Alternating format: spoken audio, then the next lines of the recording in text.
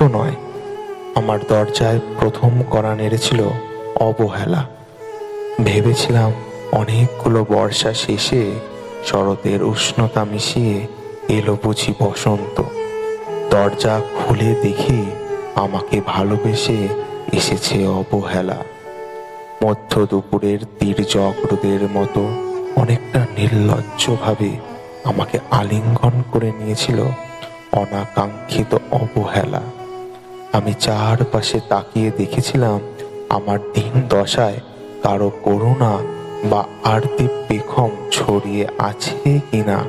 ছিল না।